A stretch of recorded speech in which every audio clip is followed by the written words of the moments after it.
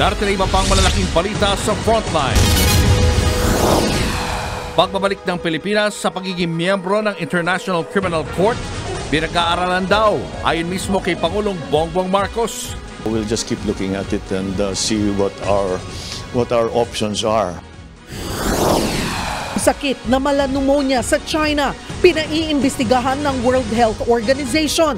Karamihan sa mga tinatamaan, mga bata. Tigil putukan ng Israel at militanteng grupong Hamas nagsimula na. Ilang bihag, pakakawalan na rin. Huling araw na ng tigil pasada, pero ilang driver ng grupong Manibela may panibagong banta. 4 na batang magkakapatid na sakay ng kolong-kolong, patay matapos mabangga ng 2 truck sa Porac, Pampanga. Sinitang kotseng nakipagkarerahan sa Quezon City, tumakas at nangaladkad ng isang pulis. Sakay niya sa bitana,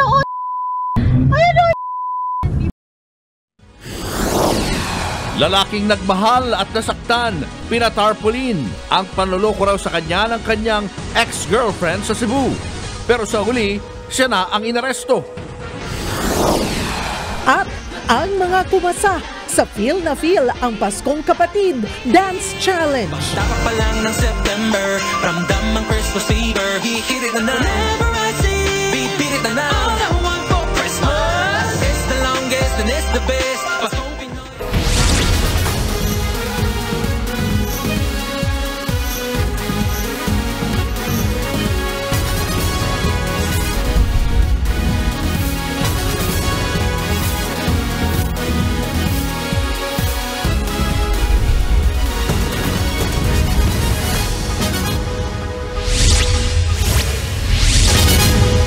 Nakaligtas ang 4 na batang sakay ng kolong-kolong o sidecar sa Pampanga matapos silang masagasaan ng 2 truck. Kagaling lang ng mga biktima sa lamay ng madisgrasya. Nasa frontline ng balitang yan si Justine Punsalang.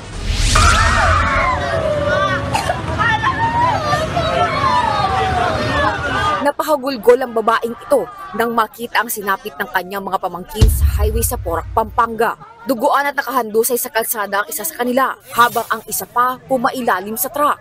2 lang sila sa 4 na batang nasawi sa aksidente nitong Miyerkules ng gabi. Base sa investigasyon, pauwi na sana ang mga biktima sakay ng kolong-kolong o sidecar na minamaneho ng kanilang ama nang mabangga sila ng 2 truck. Itong truck driver nga po ay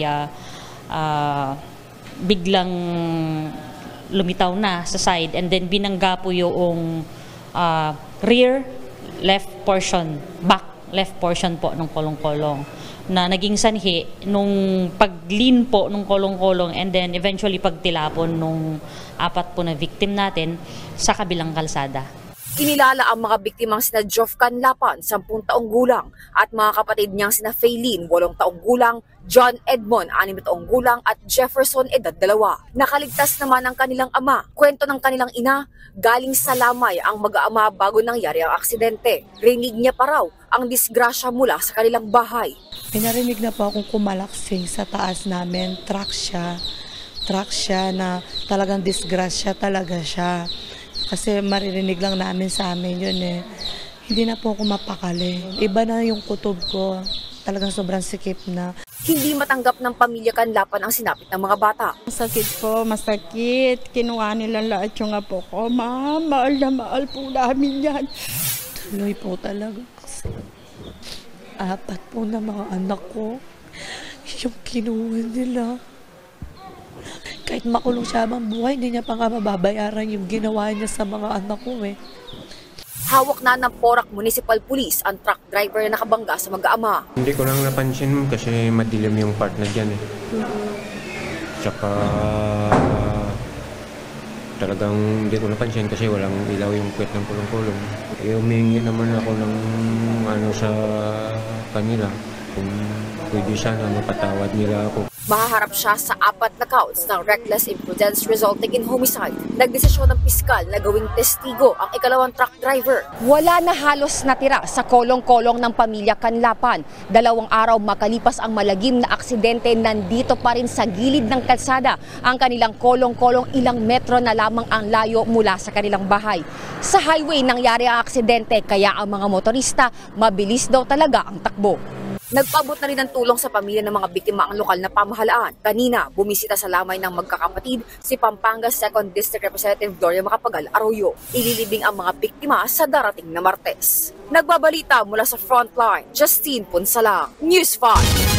Sa pulsa video ang pagkaladkad ng kotse sa isang pulis sa Quezon City. Nasita ang driver dahil sa pakikipagkarera, pero imbis na sumuko, humarurot siya dahil umano sa takot. Nasa frontline ng balitang yan, si Ian Suyu. Sa dashcam video na ito, makikita ang pagmenor ng dilaw na kotseng yan. Kuha yan alas 2 ng madaling araw kahapon, November 23. Maya-maya pa, biglang humarurot ang kotse. Isang motorsiklo ang naiwan habang napasigaw naman ang nakasakay sa kotseng may dashcam footage. Yung sakay yung motor driver. Driver na yun, sakay niya sa bitana. Ayun o! Ayun, sakay niya sa kotse, kinakalagyan niya po na! Ang rider ng motorsiklo na nakaladkad, pulis pala. Kinilala ang biktima na si Patrolman Selvin Razon. Nagtamo siya ng mga sugat at pasa. Ayon sa QCPD Station 16, hinarang ni Razon ang kotse matapos maaktohang nakikipagkarera. Bumaba noon si Razon sa kanyang motorsiklo pero biglang humarurot ang kotse. Nung in-approach ng pulis natin, hinahanapan siya ng license. Nung pumunta doon sa may malapit sa driver's seat niya, kinukuha yung lisensya, itinaas niya yung bintana nung kanyang sasakyan, naipit yung kanyang kamay hanggang sa hinarurot na nung suspect. Hanggang sa nakalagkad yung pulis natin. Napag-alamang third-year college student ang 23 anyos na suspect. Mismong ang ama nito ang nagsuko sa kanya sa mga pulis. Base sa dashcam footage na nakuha ng mga pulis dito sa bahaging ito ng Commonwealth Avenue, nagsimulang kaladkarin ng suspect na driver ang pulis na biktima. At ayon sa investigasyon ng PNP, umabot sa 500 meters ang layo ng pinagkaladkaran sa biktima. Hawak na rin ng mga pulis ang sasakyang minaneho ng suspect. Depensa ng suspect, natakot siya nung lapitan ni Razon. Dahil madilim ang lugar, hindi raw niya nakita na pulis ang biktima. Yung damit po niya kasi is parang all black po. So parang nag-assume po ako na pwede po siya maging kidnapper or holdupper. Hindi ko rin siya na-identify na pulis po siya agad. So yun po, instinct ko po is parang tumakbo po para ayun po, natakot po ako. Patong-patong na reklamo ang kahaharapin ng suspect. Kasama riyan ng alarm and scandal, frustrated homicide, resistance and disobedience to a person in authority and their agents, at paglabag sa BP number 33 na may kinalaman sa drug racing. Nagbabalita mula sa Frontline, Ian Suyu, News 5. 20 million pesos na halaga ng mga peking sigarilyo ang nasabat ng pulis sa isang warehouse sa Batangas. Kabilang sa mga naresto ang 6 na Chinese na nagpapatakbo ng pagawaan. Nagbabalik si Dave Abuel.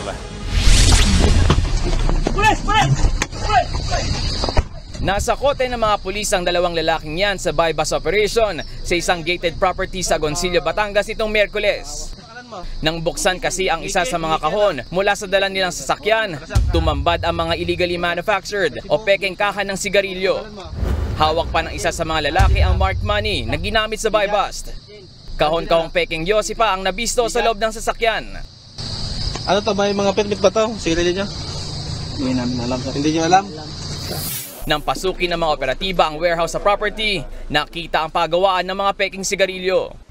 Halos 700 kahon ng mga peking yosi ang nakumpiska. Higit 30 individual ang naaresto. 6 sa kanila ang mga Chinese at isa raw sa kanila ang itinuturing na boss. Ayon sa mga otoridad, June pa nagsimula ang illegal na operasyong ito. Nagsimula lang ito sa isang kunyari farm, no? Kaya itong mga taga rito sa barangay na ito is hindi nila nalaman kasi nga nakikita nila is puro manok at mga nagtatanim lang ng mga kahoy yung mga tao. Lumalabas na pagkagawa sa mga sigarilyo, nilalagyan ito ng label ng isang kilalang brand. Yung iba, kung makikita nyo, wala pa itong label, no? So pagdating ito sa point of destination nila, nilalagyan nila ito ng markings and nilalagay nila sa isang kahon na ang nakalagay dun sa kahon na yon ay brand ng isang kilalang sigarilyo.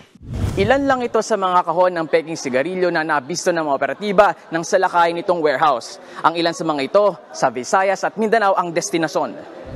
Gumamit pa ng generator ang mga suspect para hindi mabisto ang mataas na konsumo nila ng kuryente. Inaalam pa ang tunay na may-ari ng property. Sa tansya ng Bureau of Internal Revenue, aabot sa 20 million pesos ang halaga ng nasa bata peking sigarilyo. Wala po kasing documentary stamp tax yung product po nila. So, doon pa lang po malalaman natin na hindi po sila nagbabayad ng buwis sa pamahalaan. Yung documentary stamp po na nakita namin dyan ay from foreign country, hindi po from the Philippines. Mahaharap ang mga suspect sa reklamong paglabag sa National Internal Revenue Code. Sisirain naman ang mga nakumpiskang sigarilyo at mga makina.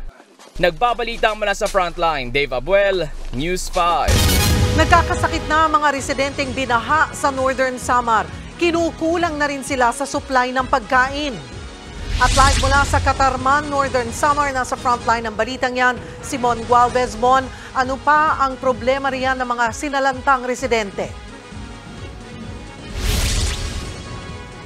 Cheryl, bukod nga sa mga nagkakasakit ng ilang residente, malaking problema pa rin ngayon ng mga apektado dito sa Northern Samar ay yung kakapusahan ng makakain at yung kung paano sila makakahagilap naman ng mga may panggagawa uli sa mga nasira nilang bahay. Sa maliit na trapal na ito na itinali sa nasirang bahay sa tabing kalye ang nagsisilbing silong ng pamilya ni Nanay Herminia. Dito muna niya pansamantalang pinagkakasya ang mga anak at apo matapos masira at tangayin ng baha ang bahay nila sa Katarman, Northern Samar. Kasi mahirap yung pagtulog. Kahit sikip nakikituloy lang ako doon sa kabila kung gabi. Pag araw nandito kami hanggang hapon. Paano pag umulan po? Ano lang, minsan mabasa nga yung damit namin. At dahil nakakaranas pa nga rin ng ulan sa malaking bahagi ng probinsya, nagkakasakit na ang mga apo ni Nanay Herminia. Inulanan, umuulan yun, nabasa siya. Pagkagabi, mayroon na lagnat. At para unti-unting makabangon, marami sa mga apektadong residente, kanya-kanya ng diskarte sa paggawa muli ng kanilang matitirahan. Marami sa mga nawalan ng bahay, kanya-kanyang ipon at pulot na mga kahoy at yero na kinuha nila mula sa mga nasira at tinangay na tirahan dahil nga sa baha. At kahit magkakaiba ng sukat, ito na muna raw ang magsisilbi nilang materyales panggawa ng panibagong bahay. Isa na dyan ang padre de pamilyang si Jojo na problemado kung paano bubuhayin ang kanyang mag-anak, pagkukopra at pagtatanim kasi ang kinabubuhay nila pero napinsala rin ng masamang panahon. Wala ka ng bahay, wala ka pang paghahanap buhayan mo. Tabunan na ng slide, yung kupra namin, pati yung ano namin doon sa bundok, yung amin hanap buhay na mga pananim, na landslide. Bagamat nagpapasalamat, hindi pa rin daw sapat ng relief goods mula sa gobyerno. Isa sa mga pinatitiyak ni Pangulong Bongbong Marcos ang relief assistance sa mga nasalanta. Kaya kanina, personal na pumunta si DSWD Secretary Rex Gatchalian sa probinsya. Pagdating sa family food packs, we don't want you to worry. 2 steps yung pinahanda namin kasi alam naman natin it will take some time for people to go back to their normal routine. 2 wave ng food packs ang inaasahan sa buong probinsya na magtatagal hanggang December 2. Pero bukod sa pagkain, humihingi rin ng construction materials sa mga residente. Magbibigay naman daw ng cash assistance ng DSWD, depende raw sa listahan ng LGU.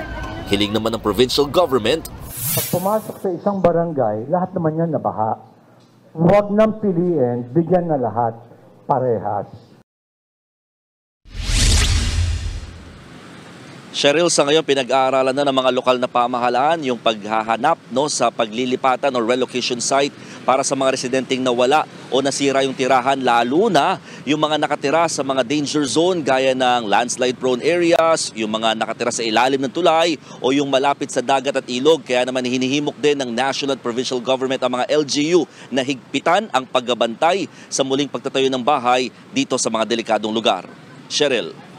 Maraming salamat, Mon Gualvez. Mahigit 100 milyong piso ang naitalang pinsala sa agrikultura matapos ang matinding pagbaha sa Eastern Visayas. Ayon sa Department of Agriculture, malaking bahagi niyan ay ang mga nasirang palayan matapos malubog sa baha. Kasunod yan ang matinding ulang dala ng shear line o yung salubungan ng mainit at malamig na hangin. Higit 6,000 magsasaka naman mula sa mga probinsya ng Capiz, Northern Samar, Eastern Samar at ilang bahagi ng Bicol Region ang apektado. Iniimbestigahan na ng World Health Organization ang biglang pagdami ng kaso ng pulmonya at iba pang respiratory illnesses sa China. Maging ang ating Department of Health, humingi na rin ng report kaugnay ng sitwasyon doon. Nasa frontline ng balitang yan, si Maricel Halili. Binabantayan ngayon ng Department of Health ang naitalang pagtaas ng kaso ng respiratory illness at pneumonia sa ilang bahagi ng Northern China. Sa Beijing, halos hindi na mahulugang karayom ang ward ng mga ospital sa dami ng mga pasyenteng may respiratory infections. Karamihan, mga bata. Nagdagdag na rin ang mga doktor ang mga ospital para tapatan ang paglobo ng bilang ng mga na-admit. Ayon naman kay Health Secretary Ted Herbosa, hindi pa malinaw ngayon kung may kakaiba sa biglaang pagdami ng mga nagkakasakit sa China. Posible raw kasing epekto lang din ito ng malamig na panahon bunsod ng winter season. Babantayan din natin yan. Of course, like any outbreak or clustering, pag ang tawag dyan yung clustering, may similar cases in one location. In the temperate countries like China, respiratory illnesses really rise during the cold season. I just hope it's just a regular flu or not a new emerging infectious disease. Sana. Sa ngayon, nakikipag-ugnayan na ang Epidemiology Bureau ng DOH sa International Health Regulations National Focal Point ng China para sa karagdagang impormasyon. Ang World Health Organization naman, formal na ring humingi ng report sa China tungkol sa outbreak. Pero sa isinumiting mga datos ng National Health Commission ng China, lumabas na wala namang kakaibang pathogens gaya ng bagong virus na na-detect. Sa halip, itinuro nitong salarin ang mga nauna ng uri ng virus gaya ng Mycoplasma pneumoniae. Isa itong uri ng bacterial infection na nagdudulot ng pneumonia. Laganap din daw doon ngayon ang influenza virus, respiratory syncytial virus o RSV at adenovirus. Nakapagpalala rin daw sa hawaan ang pagluwag ng COVID-19 restrictions sa China. Ayon naman sa infectious disease expert na si Dr. Edsel Salvania, normal na trend na ang pagtaas ng respiratory illness sa iba't ibang panig ng mundo dahil sa pagluwag ng COVID restrictions. Kalimitan daw kasing dito tumataas ang tridemic cases o mga kaso ng RSV, trangkaso o influenza at SARS-CoV-2 na nagdudulot ng COVID-19. During the pandemic po, syempre nakamask po lahat, hindi umiikot. So yung immunity natin sa mga ganitong klaseng viruses na nagkakos ng ubo, sipon, pwede ring pneumonia, ay medyo bumaba. Dito naman sa Pilipinas, may naitatala na ring pagdami ng mga kaso ng influenza-like illnesses. Kaya paalala ng DOH, ugaliin pa rin ang pagsusuot ng face mask, pagpapaturok ng bakuna, pag-iwas sa matataong lugar, lalo na kapag may sakit, at pagpapakonsulta sa doktor kapag may nararamdamang sintomas. Nagbabalita mula sa Frontline, Maricel Halili, News 5. Kinumpirma ni Pangulong Bongbong Marcos na pinag-aaralan na ng gobyerno ang muling pagsali sa International Criminal Court o ICC. Pero nanindigan pa rin ang Pangulo na hindi dapat hayaang manghimasok ang ICC sa mga investigasyon at pag-aresto sa bansa. Nagbabalik si Maricel Halili. May tugon na si Pangulong Bongbong Marcos sa mga resolusyon sa Kamara na nanghihikayat sa gobyerno na makipagtulungan sa International Criminal Court o ICC para yan sa investigasyon nito sa posibleng crimes against humanity ng war on drugs ni dating Pangulong Rodrigo Duterte. Sabi ni PBBM, wala namang kakaiba sa resolusyon. Inihayag lang daw ng mga kongresista ang kanilang saloobin na baka panahon na para makipag-ugnayang muli ang Pilipinas sa ICC. Pero giit ng Pangulo, simple lang para sa akin, simple lang naman yung isyong yan eh. Hindi naman siguro tama na ang mga tigalabas, mga dayuhan, ang magsasabi sa atin kung sino iimbestigahan ng pulis natin, sinong aarestuhin ng pulis natin, sinong ikukulong ng pulis natin. Hindi naman siguro tama 'yon. Dapat Pilipino lang ang gumagawa niya. Sa kabila niyan, mismong ang Pangulo na ang nagsabi na pinag-aaralan kung dapat bang sumali ulit ang Pilipinas sa Rome Statute o kasunduan na nagtatag sa ICC. Noong March 2019, opisyal na kumalas ang Pilipinas sa ICC. There is also a question, should we return under the fold of the ICC? So that's again under study. So we'll just keep looking at it and see what our options are. There are still some problems in terms of jurisdiction and sovereignty. Now, if we can solve those problems, then that would be something else. Para kay Justice Secretary Boying Remulla, kailangan ng maiging pag-aaral tungkol sa usapin ng muling pagsali sa ICC. Nauna nang sinabi ni Remulla na lilinawin niya ang posisyon ng Executive Department sa mga resolusyon sa Kamara tungkol sa ICC probe. Hindi na ito pwedeng padalos-dalos. O sige, mag-member tayo bukas. O sige, atras tayo pagkatapos. Yung ating pagkabansa ay magkakaroon ng bahid kung pag-ganun lang tayo. Wala naman daw nakikitang dahilan si Senador Bato de la Rosa para maalarma sa pahayag ni Pangulong Marcos. Si de la Rosa ang hepe ng Philippine National Police nung makwestiyon ang drug war ng Duterte administration. Well, if the President says categorically that he is allowing ICC to come in and make the investigations, then that's backpedaling. But when he says just studying, maybe there are a lot of possibilities. When he says study, pag-aaralan. Giit pa ni De La Rosa, handa siyang humarap sa mga korte sa Pilipinas. I've said I am willing to face Filipino courts. I'm willing to be tried by a Filipino court. But by a foreign body, I am not willing. But it is not an indicator that lalayasan ko kayo. Baka sabihin niyo, sisibat na si Bato, hindi ako lalayas. Sabi naman ni Attorney Salvador Panelo, ang dating tagapagsalita at Chief Legal Counsel ni former President Duterte, dapat suportahan ng Kongreso ang opisyal na posisyon ni Pangulong Marcos na walang jurisdiksyon ang ICC sa Pilipinas. At katulad ng ipinunto ni Vice President Sara Duterte, ang pagpupumilit daw ng ICC na manghimasok sa internal affairs ng Pilipinas ay hindi lamang insulto, kundi pag-atake rin sa soberanya at territorial integrity ng ating bansa. Nagbabalita mula sa Frontline, Maricel Halili, News 5.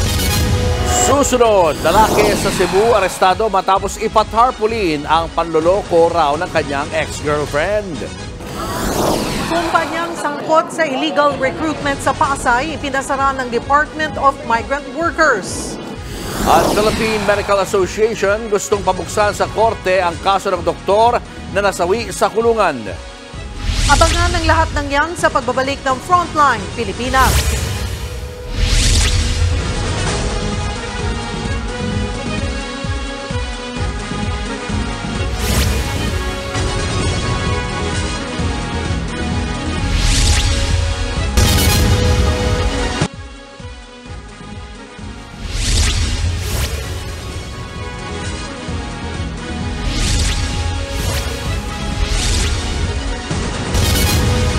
Ipinasara ng Department of Migrant Workers ang isang illegal recruitment agency sa Pasay. Ang isa sa mga biktima, umabot sa 140,000 pesos ang naibayad para sa pangakong trabaho abroad. Nasa frontline ng balitang yan, si Camille Samonte. Kinandado at ipinasara ng Department of Migrant Workers ang recruitment agency na 11C's Immigration Services sa Libertad Taft Avenue, Pasay City. Ayon sa DMW, consultancy agency ang pakilala pero nag-aalok pala ng trabaho abroad kahit walang lisensya ang kumpanya. Nabisto ang operasyon nito matapos magreklamo sa ahensya ang isang biktima ng kumpanya. Sa kasong ito, nagre-recruit para sa Poland, sinasabi nila, at pinagbabayad ng 250,000 yung mga kanilang sineserbisyo. Ang palusot nila, tinutulungan lang nila sa paggamit ng work visa. Pero ang sabi namin sa kanila, kaduda-duda yon kasi yung pagkamit ng work visa sa pamamagitan ng pagtanggap ng empleyo sa isang bansa, ay yan na yung pinakamadaling proseso. Hindi kailangan ng tulong sino man yun. Kwento ng isa pang biktima ni si alias Rica, wala siyang ideya na illegal pala ang recruitment agency na pinasukan niya. Nasa 140,000 pesos na ang naibayad ni Rica sa agency para maproseso ang kanyang dokumento. Pero 1 taon na, di pa rin siya nakakaalis. Nakakapanghina lang talaga. Kumbaga maman 1 taon. Parang parang binuhos namin lahat dito eh. Tapos ganito lang yung nangyari. Gusto ang iniisip ko po kung paano namin makuha yung nabigay po namin sa kanila na pera. Pinag-training pangaraw sila pero hindi naman pala related ito sa trabahong papasukan nila. Balak magsampa ng kaso ni Rica sa recruitment agency para mabawi ang mga ginastos niya. Ito na ang ikalimang illegal recruitment agency na napasara ng DMW. Nakakaalarma raw ang mga ganitong modus dahil maraming gustong mag-abroad ang naiengganyo. Kaya patuloy daw ang kanilang surveillance sa mga nirereklamo ng agency.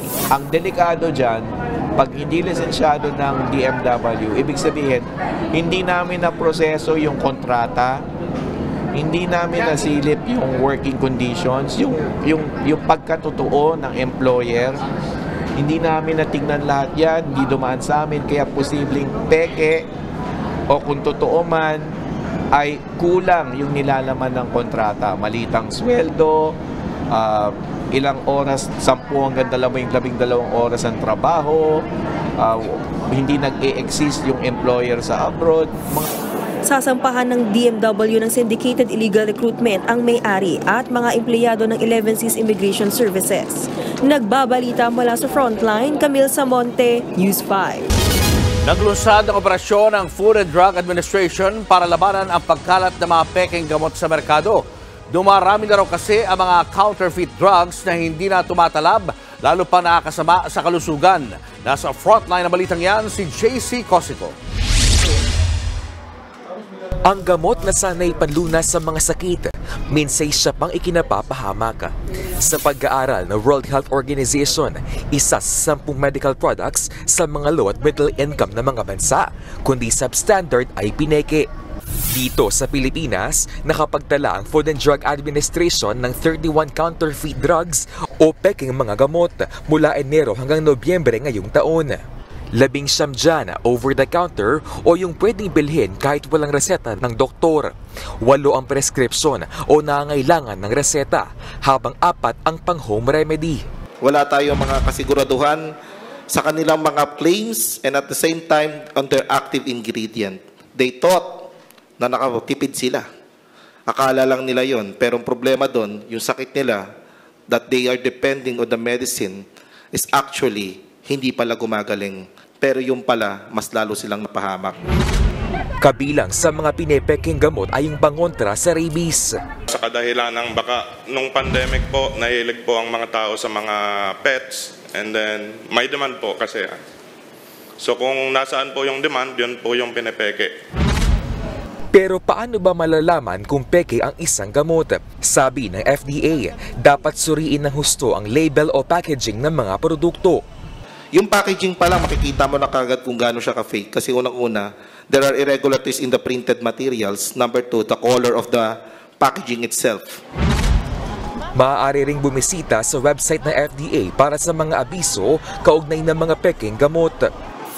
Kanina, inilunsad ng FDA ang Oplan Catharos para labanan ang paglaganap ng counterfeit medicine sa merkado. Sa ilalim nito, paitingin ang pagbabantay, hindi lang sa mismong drug outlets at mga botika, kundi pati online. We recognize na meron pong physical markets na kailangan bantayan. But apart doon, alam namin na yung technological advancements, the violators have been invading din yung mga online platforms. May ikipagtulungan sila sa Philippine National Police para mahuli ang mga nagbebenta at gumagawa ng peking gamot. Posible silang maharap sa reklamong paglabag sa Republic Act 8203 o ang Special Law on Counterfeit Drugs at Republic Act 9711 o ang FDA Act of 2009. Panawagan na FDA sa publiko, bumili ng gamot sa mga lisensyadong drugstore at mga botika. I-report din sa kanila ang sino mga masasangkot sa paggawa at pagbebenta ng peking mga gamot. Nagbabalita mula sa Frontline, JC Cosicon, News 5. China ang nananakop ng teritoryo. Yan ang iginiit ng Department of National Defense matapos akusahan ng China ang Pilipinas na nakikipagsabwatan daw sa ibang bansa para palalain ang tensyon sa West Philippine Sea. Kasunod yan ang ginawang joint patrol ng Pilipinas at Amerika. Sa frontline ng balitang yan, si Brian Castillo. Mapadagat o himpapawid, mula Hilagang Luzon hanggang sa Palawan. Nagsanib puwersa sa pagpapatrolya sa West Philippine Sea ang Armed Forces of the Philippines at ang United States Indo-Pacific Command. Bahagi yan ng 3 araw na pagsasakatuparan ng Joint Maritime Patrol ng Pilipinas at Amerika na nagtapos kahapon. Layo nitong palakasin ang kooperasyon ng dalawang bansa sa pagsusulong ng freedom of navigation o ang malayang paglalayag sa Indo-Pacific region. Pati ang patuloy na pag-iit ng Pilipinas sa soberanya at mga karapatan nito sa West Philippine Sea. We are confident that we are now more able to operate with our ally, the United States. No, we are telling the world, no, that this is possible. It's possible to operate within our exclusive economic zone, no, without necessarily harassing other countries. Pero sa gitna ng Joint Maritime Patrol, nakita ng aming team sakay ng Poseidon surveillance plane ng US Navy ang pagbuntot ng isang Chinese warship. Gayon din ang tila pagmamatyag ng isang Chinese aircraft, bagay na inasahan na raw ng AFP. It's not just our ships. They shadow the boats of Malaysia, of Vietnam, and of the other ships in the area. This goes with their narrative, yung sinasabi nilang narrative na sa kanila yung South China Sea as bounded by the 10-dash line. Mariing tinutulan ng China ang sinagawang joint patrol ng Pilipinas at Amerika. Inakusahan nito ang Pilipinas na nakikipagsabwatan sa foreign forces para palalain ang tensyon sa karagatan, bagay na nakakaapekto raw sa kapayapaan sa rehiyon. Pero buwelta dyan ni Defense Secretary Gibo Teodoro, hindi ang Pilipinas ang nanggugulo. Sino ba ang pumupukpok sa South China Sea, no? Sa West Philippine Sea, lalo na. It is China. The Philippines is not stirring up trouble. This is the reverse of the truth. It's an absolute falsity for China to say that. And so, whatever China says about this, I think their credibility is very, very low. Itinanggi rin ng ating National Security Council ang paratang ng China. Karapatan daw nating magsagawa ng mga joint patrol alinsunod sa international law. Wala raw karapatan ng kahit anong bansa na pagsabihan ng Pilipinas tungkol sa mga nais nitong gawin sa West Philippine Sea. Kaya asahan daw na mauulit at mauulit pang joint patrol at hindi malabong hindi lang ang Amerika ang makatuwang ng AFP. Ayon sa Department of National Defense, ilang bansa pa ang nagpahayag ng kagustuhang sumama sa pagpapatrolya sa West Philippine Sea. Kabilang na riyan ng Japan, Australia, South Korea at Canada. Nagbabalita mula sa Frontline, Brian Castillo, News 5. Showbiz, eto na nga! Mga kapatid, eto na nga ang mga umaaribang showbiz balita ngayong Biyernes. Star-studded ang red carpet premiere ng Replacing Chef Chico na pinagbibidahan ni Papa Piolo Pascual. Ito po ang kauna-unahang Netflix-produced Filipino series kung saan bida ang Pinoy culture at cuisine. Nasa frontline ng balitang yan, si MJ Marfori.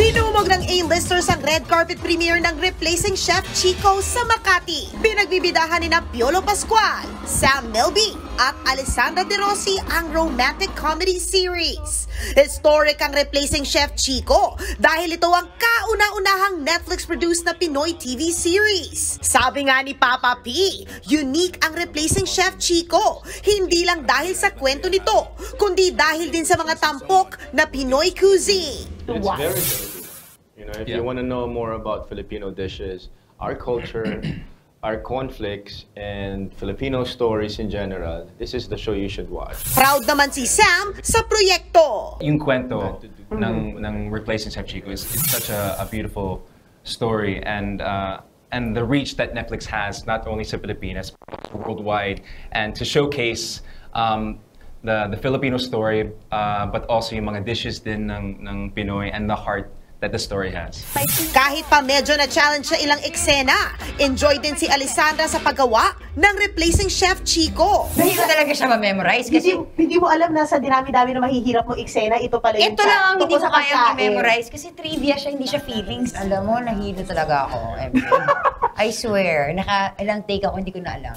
Nasa premiere din si Miss Universe 2018 Catriona Gray na masayang-masaya para sa kanyang fiancé na si Sam. I saw how hard they worked on this project, and of course, it's really setting the pace for Filipino-produced series for Netflix, so hoping it's the first of many, many to come. Si Dan Villegas ang direktor, habang showrunner at creator ng show, si Antoinette Hadaone. Ang tagal na natin nanonood ng mga K-drama, ang tagal natin nanonood ng mga Thai series, so panahon naman na supportahan natin yung sarili nating gawa. Streaming na ngayong araw sa Netflix ang Replacing Chef Chico.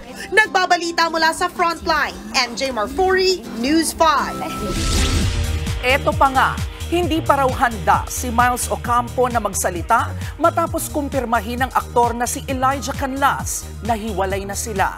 Binisita ng News 5 ang set ng kapatid noontime show na EAT kanina, kung saan isa sa host si Miles. Pero hindi muna siya humarap sa aming team. Ayon sa kanyang management, hindi pa raw ready si Miles na pag-usapan ang issue. Kagabi lang kinumpirma ng senior high star na si Elijah na break na sila ni Miles. Pero in good terms naman daw sila. Sabi naman ng manager ni Miles na si Imagination star Maha Salvador, lagi siyang nakasuporta kay Miles. I'm her ate. Wala namang ano yun. Forever ate. Ayoko mo lang mag-comment dyan because I just saw it now. Susunod, Philippine Medical Association gustong pabuksan sa korte ang kaso ng doktor na nasawi sa kulungan. Mga dating rebelde binigyan ng amnestiya ni Pangulong Bongbong Marcos. At viral na post na nagsabing ibinebenta ang mga naiwang bagahe sa NAIA, sinagot ng Manila International Airport Authority. Yan at iba pa sa pagbabalik ng Frontline Pilipinas.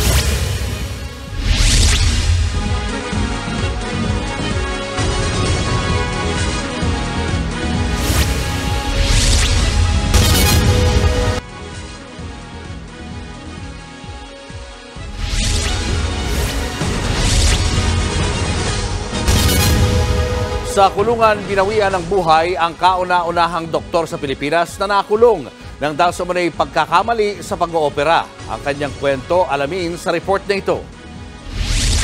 Siya si Dr. Benigno Iggy Agbayani, isang orthopedic doctor.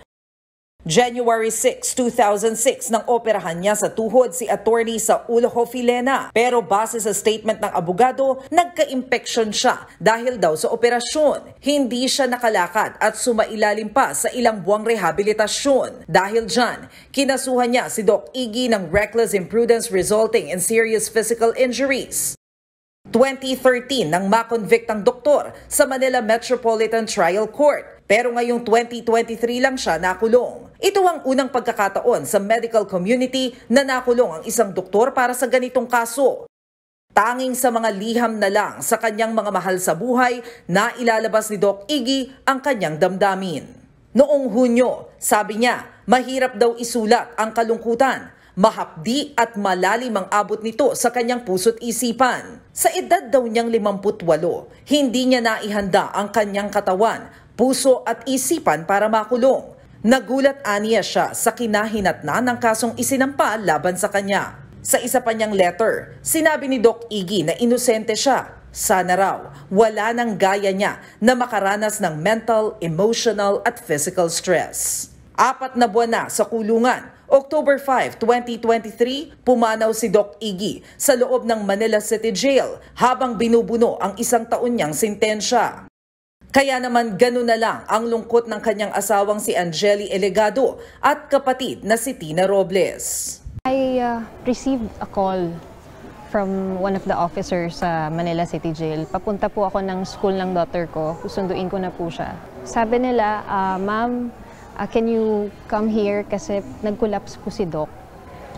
So ako parang talagang na-shock ako. Actually kakagaling niya lang sa sakit. He was coughing really hard and medyo nabanggit niya to me na nagkaroon siya ng chest pain. Madami po nagkasakit nun and isa na siya doon. And then, kaya siguro hindi niya na-recognize yung symptoms na yung puso niya bumibigay na. May pagkakataon sanang humingi ng parole ang doktor pero tumanggi siya. Umabot pa nga sa Senado ang nangyaring ito. I understand it when the prisoner has already served the minimum, is that prisoner entitled to apply for parole, Mr. President? It's not a matter of right, Your Honor. It's a privilege. So Yes. if you have previous records, if you're a recidivist, you're not allowed to avail of those. Does that extend to a convict sentence to 1 month and 1 day to 1 year and 1 day? Yes, they have to apply for parole to the BPP. Yes, pwede na. Because that was the situation of Dr. Agbayani. This is what I want to point out. But I think in the case of Dr. Agbayani, he chose not to avail of parole, Your Honor. Ang hiniling daw ni Doc Iggy ay magkaroon ng judicial review para mapatunayang wala siyang nagawang mali sa kanyang pasyente. Sinang-ayunan naman yan ng Philippine Medical Association at ng ilang samahan ng mga doktor. Yung details about how everything was processed, ang ano natin is para mabusisi ba ang nangyari. Kasi alam mo, minsan iba ang salita namin mga doktore, di ba? Minsan iba ang appreciation ng patient. Minsan, we have to explain more at maiwasan ang mga ganyang pangyayari. Sinubukan naming kunin ang panig ni Attorney Hofilena pero wala pa siyang sagot. Nagbabalita mula sa Frontline, Maricel Halili, News 5. Ginawaran ni Pangulong Bongbong Marcos ng amnesty ang ilang rebelde. Kabilang dyan ang mga miyembro ng Revolusyonaryong Partido ng Manggagawa ng Pilipinas, Proletarian Army Alex Bongcayo Brigade, CPP, NPA, NDF, pati MILF at MNLF. Binigyan sila ng amnesty ng Pangulo sa layo magkaroon ng pangmatagalang kapayapaan. Ang mga ginawaran ng pardon ay yung may mga kasong may kinalaman sa politika. Hindi kasama riyan ang mga may krimeng gaya ng terorismo, genocide at kidnap for ransom.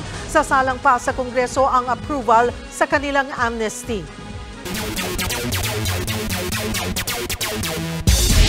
What's up mga kapatid? Simula na ang Final Four ng UAAP bukas kung saan maghaharap ang DLSU Green Archers at NU Bulldogs habang Ateneo Blue Eagles kontra UP Fighting Maroons naman sa kabilang matchup. Sino ba ang mga players to watch sa Final Four? Pagkwentuhan natin yan sandali. Para sa DLSU, magiging malaking bagay ang performance ni Evanelli para makapasok ang Archers sa finals. Alam naman natin na si Kevin Kiambao ang main man pero gumaganda ang laro ng buong team pag kontrolado ni Nelly yung laro. Si Kevin Kiambao ang engine pero si Evanelli pa din ang driver. Para naman sa NU, maraming players ang nagpo-produce dahil sa sistema ni Coach Jeff Napa. Andiyan si Kian Baclan, Omar Jarn at sina Reynard Humamoy. Pero si Jake Figueroa ang nagiging matchup nightmare ng kabilang koponan. Yung combination ng speed, power at skill ni Figueroa, kailangan lumabas kung gusto nila maka-force ng do or die. Sa kabilang matchup naman, papasok pa lang ng season, heavy favorites na ang UP Fighting Maroons. Pero pagdating ng Final Four, dito na mas kakailanganin ng experience ng mga veterano. Dito walang katulad si JD Kagulangan dahil kahit napakalakas ng roster ng UP, naramdaman pa rin yung absence niya dun sa mga laro na wala siya. At para naman sa defending champions, rebuilding sila, oo. Pero hindi mo talaga makakount out si na Coach Tab. At ang naging surprise revelation this season, si Jared Brown. Parang walang takot yung rookie na to at siguradong excited siya makipagbakbakan sa Final Four. Tutok tayo lahat bukas mga kapatid. 2 p.m. ang bakbakan ng UP at Ateneo. 6 p.m. naman ang NU and DLSU. Huwag kayong alis, sports pa tayo mamaya. Susunod, loneliness o pagkalungkot dineklara ng public health concern ng World Health Organization. Lalaki sa Cebu nagpagawa ng malaswang tarpaulin laban sa manloloko raw niyang ex, arestado. At isa pa kulong, lalaki nagbebenta ng peking sticker na nagagamit para makapasok sa mga private subdivision sa Cavite. Tutok lang mga kapatid, magbabalik pa ang Frontline Pilipinas.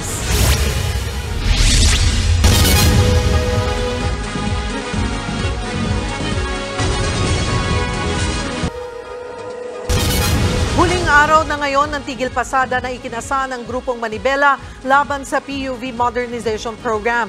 Pero hindi pa man natatapos ang araw, may panibagong banta agad ang grupo. Nasa frontline ng balitang yan, si Gerard de la Peña.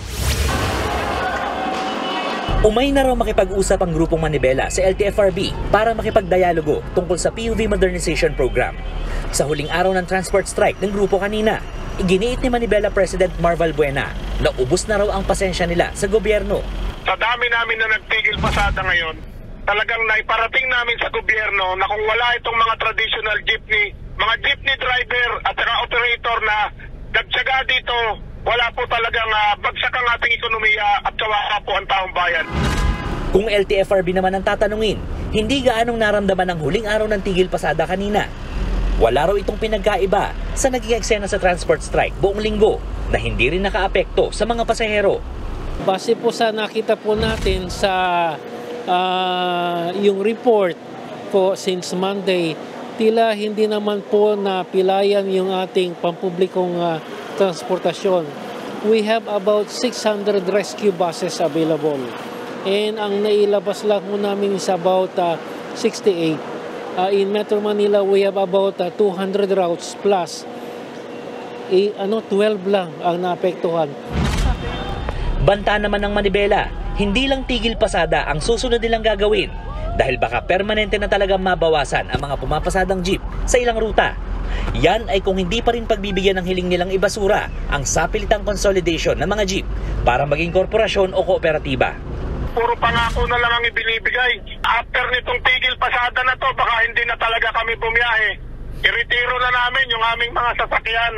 Napapagod na rin sila. Kaya na-i-stress sa mga pananakot ng gobyerno. Una na rin sinabi ng ahensya na handa sila makipagkompromiso para mapadali ang pagsali ng mga tsuper sa consolidation bago ang deadline sa December 31. Ang initial na sabi ko sa kanila, mag-file ka lang ng petition. Hindi mo kailangan kumpletuhin yung proseso. Consolidated ka na, pwede ka nang bumiyahe. Then pag-uusapan namin yung mga ibang areas na pwede pa namin i-negotiate. Kung hindi naman daw makikipag-usap sa ahensya ang Grupong Manibela, may aalok pa ring programa ang TESDA sa mga tsuper na titigil na sa pamamasada para mabigyan sila ng bagong hanap buhay. Nagbabalita mula sa Frontline, Gerard de la Peña, News 5. Dineklara ng World Health Organization isang public health concern ang kalungkutan.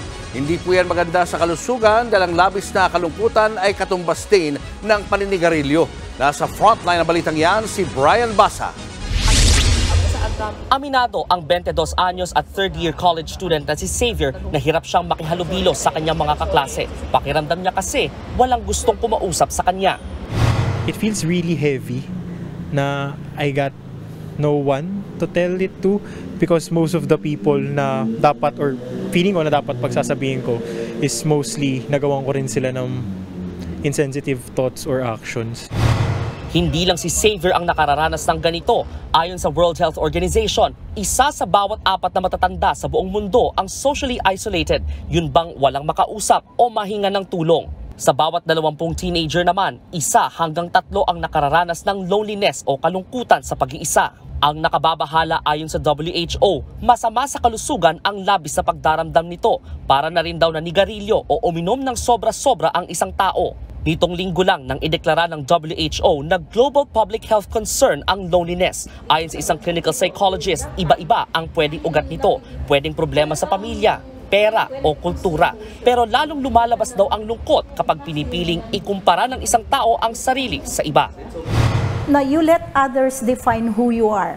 You let others label kung sino ka. So para bang wala kang sariling paninindigan sa iyong pagkatao. You know, kung ano na lang ang sabihin ng iba, yun ang nagdadala kung paano ka nabubuhay.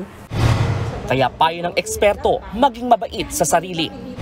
Love yourself. How can you love others? How can you give love to others when you do not have love sa sarili mo? You can only give something that you have. Para sa mga nangangailangan ng tulong, maaaring tumawag sa mga numero ng National Center for Mental Health at Hopeline Philippines na nasa inyong screen. Nagbabalita mula sa Frontline, Brian Basa, News 5.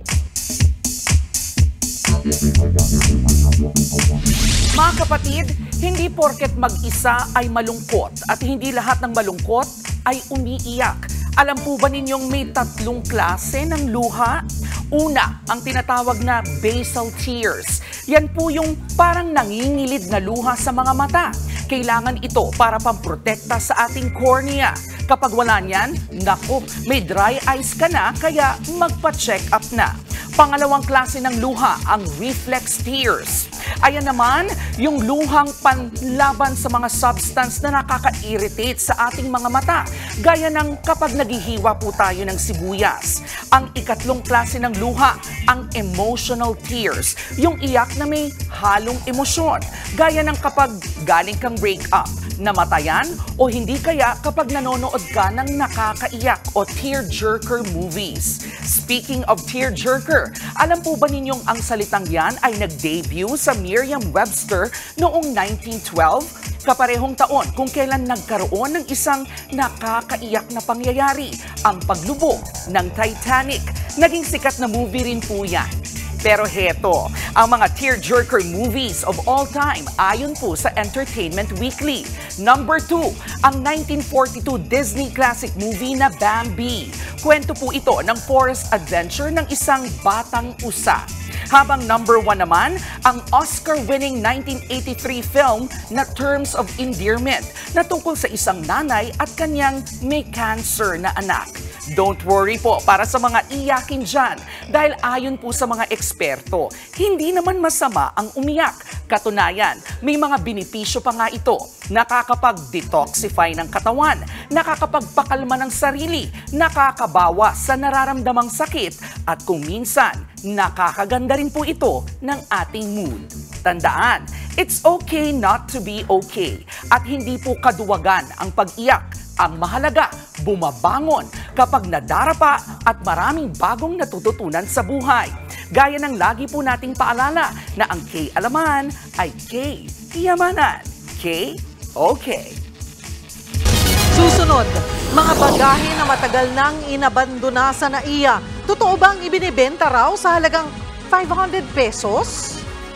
At ilang celebrity at mga kapatid natin kumasa sa Feel na Feel ang Paskong Kapatid Dance Craze.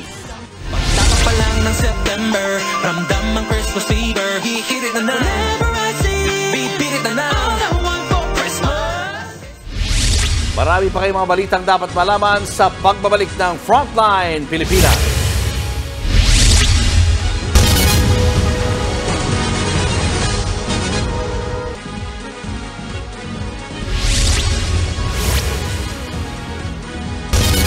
Mga bagahe na matagal nang inabandona sa NAIA, pwede nang mabili sa halagang 500 to 600 pesos? Yan ang kumakalat ngayon sa social media. Pero ayon mismo sa Manila International Airport Authority, peke ang mga post na yan. Hindi totoong nagbebenta sila ng mga bagahe galing sa NAIA. Kaya naman inabisuhan nila ang publiko na huwag magpaloko at umiwas sa mga bogus na Facebook page. At kung may makitang mga page ng umano'y nagbebenta raw ng bagahe mula sa NAIA, agad itong i-report sa MIAA. Arestado naman ang isang lalaking nagbebenta ng mga sticker na ginagamit para makalusot sa mga subdivision sa Bacoor, Cavite. Mas mura umano itong binibenta ng suspect para mahikayat ang mga mamimili. Nasa frontline ng balitang yan si Dave Abuel. Walang kawala sa entrapment operation ang lalaking ito na kinilalang si Manuel Rodriguez, 42 anyos. Inaakusahan siya ng pagbebenta ng peking solidarity sticker ng ilang LGU. 3 Bacoor solidarity stickers ang nakuha mula kay Rodriguez at 7 sticker naman na may logo ng Las Piñas. Ginagamit ang mga nasabing stickers sa mga pribadong sasakyan para makadaan sa ilang subdivision sa Bacoor para makaiwas sa traffic. Ayon sa mga pulis, tanging lokal na pamahalaan lang ng Bacoor ang pwedeng mag-issue ng sticker. Yung original kasi, if you're a resident of Bacoor, it is worth 300. However, pag tagalabas ka ng Bacoor, it's worth 3,000 yung sticker. Dahil may kamahalan, may ilang motoristang bumibili sa mga nagtitinda ng peking sticker sa mas mura ang halaga, gaya na lang ni Rodriguez. Ibinebenta umano ito ng suspect sa halagang 250 pesos. Picture, color, almost the same. However, yung original, I believe meron siyang RFID. Kaya medyo mas mahal siya kasi... Depensa naman ni Rodriguez, binigay lang sa kanya ng isang kaibigan ang mga sticker. Itinanggi niya ring ibinibenta niya ito. Sabi po, legit daw. Kaya wala po kaming takot kasi bago lang naman yan eh. Hindi pa kami nakabinda yan eh. Kasi nanginala na ako eh. Sabi ko baka illegal to kasi nagtanong-tanong din ako. Sabi nila, delikado yan kasi dapat galing munisipyo. Talaga yun ng intel sa motor ko. Hindi naman totally naaktuhan ako na nagbibenta talaga, wala naman. Mahaharap si Rodriguez sa mga reklamong paglabag sa City Ordinance 255-2023 in relation to cybercrime law at direct assault. Nagbabala naman ang mga pulis na mananagot ang mga motoristang gumagamit ng peking sticker. Nagbabalita mula sa Frontline, Dave Abuel, News 5. Mga kapatid, sa pagpatuloy ng PBA Commissioner's Cup, wagi ang Phoenix Fuel Masters kontra Blackwater Bossings 111-106. Magandang simula ng Phoenix at na-maintain nila ang kalamangan sa fourth quarter nag-run ang Bossings. Pero timely baskets ni na JB Mocon, Richie Rivero at Jason Perkins ang naging counter ng Fuel Masters. Nanguna si Perkins na nagtala ng 23 points habang 21 naman para kay Jonathan Williams.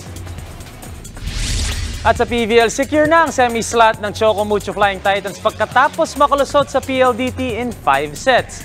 Lamang pa ang PLDT sa simula ng 5th 5-0 pero dumin bigla ang Titans. Tinapos nila ang laro to 15-12 sa pang-limang set. Sa CC Rondina na naman ang kumamada with 20 points at nagambag ng 18 si Maddie Madayag.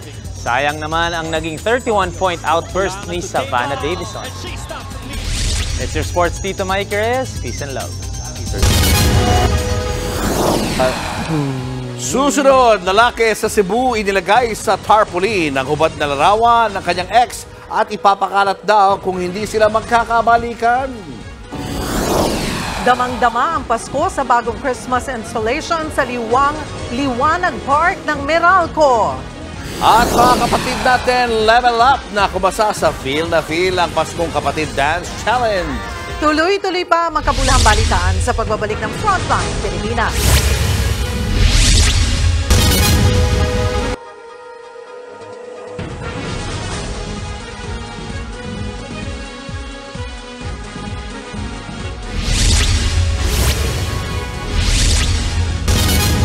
Walong taong nagmahal pero sa isang iglap, sumama raw sa iba ang kanyang nobya. At bilang ganti, nagpagawa siya ng tarpaulin para ipangalandakan ang panloloko. Pero siya ang inaresto. Nasa frontline ng balitang yan, si John Aroa. Sinong mag-aakala ang lalaking ito na si alias Noel sa Mandawi City, Cebu ay maaaresto ng dahil sa pinaprint niyang malalaking tarpaulin sa Mandawi City? Ang laman ng tarp, ang mga screenshot ng pag-uusap ng kanyang ex-girlfriend at nang umano'y ipinagpalit sa kanya. Nakaprint din ang nahubad na litrato ng babae at may nakasulat na cheater. Pananakot ni Noel, ipapaskil niya yan sa kanilang park at basketball court, malapit sa tinitirhan ng kanyang ex. Dito na nagsumbong ang babae sa Regional Anti-Cybercrime Unit ng Central Visayas. Nagkasa ng entrapment operation at nadakip si alias Noel. Ang kanyang idinahilan, pagmamahal na nauwi sa galit, lalo't 8 taong nagtagal ang kanilang relasyon at mayroon silang isang anak. Nagkamali lang talaga ako dala ng aking galit. Nagawa ko lang yon dahil nahuli ko siyang may kachat na iba. Nasaktan lang ako. Ayon sa isang legal expert, kriming maituturing ang pagpapatarpaulin ng mga pribadong usapan, lalo na ang mga sensitibong mga larawan ng isang tao. Pati ang mismong nagprint ng tarp, posible rin daw managot. In the doctrine of conspiracy, sir, the act of one is the act of all. So if ever the printing press is proven to have acted in conspiracy with the main actor, then all of them will be liable under the same law.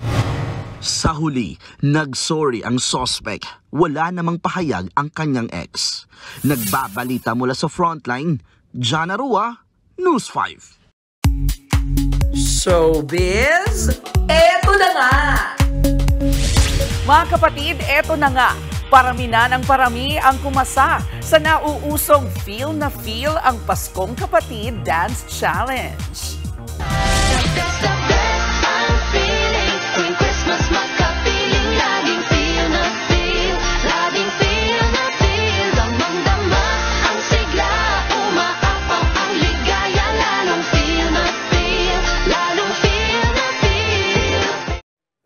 Sila po ang mga unang kumasa sa hamon. Una dyan, si Spin Gorgeous Girl, Sam Coloso, na sa set mismo ng Spin Go Nag-Dance Challenge. May entry rin ang iba pa nating mga kapatid. Ang lalaking ito, feel na feel daw ang Pasko dahil sa kanilang Christmas tree at kapatid Christmas Station ID.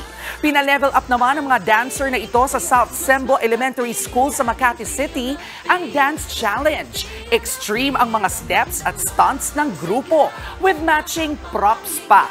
Sa mga kapatid po nating gustong mag-upload ng entry, may instructional video ng Dance Challenge sa TV5 Facebook page. Gamitin din po ninyo ang hashtag #FeelNaFeel ang Paskong Kapatid. At yan ang mga showbiz update at K-Alaman this Friday. Happy weekend po sa inyong lahat. Ako po si Kalad Karen.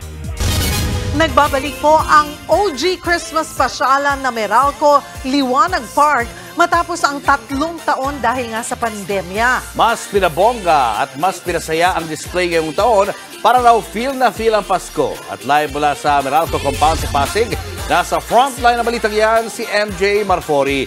MJ, kamusta ang atmosphere dyan? Yes, Julius, talagang feel na ang Pasko, kapatid. Dahil bumalik na nga ang tradisyon after the lockdowns, pinailawan na ang Liwanag Park dito sa Meralco Compound bago ito buksan in public this coming Sunday. 4, 3, 2,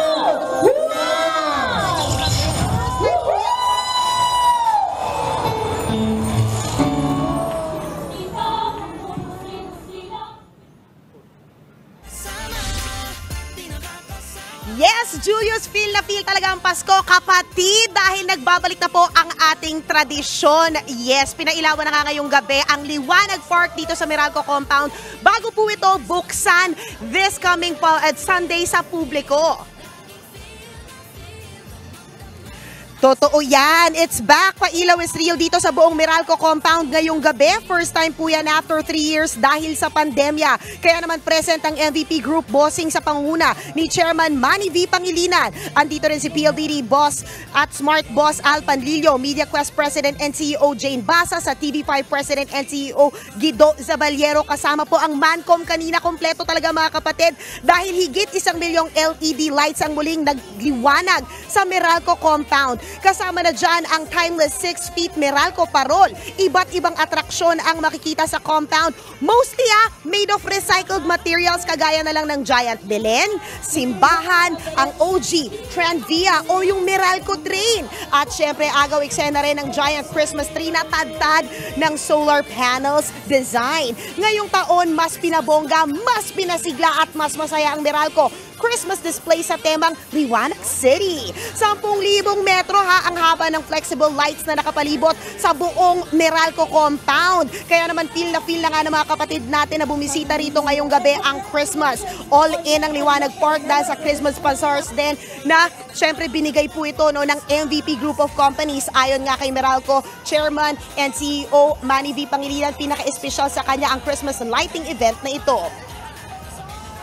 Of all the Christmas events or Christmas parties that I attend every year, the most meaningful to me and to all of us within the group is this lighting ceremony because it symbolizes many, many things.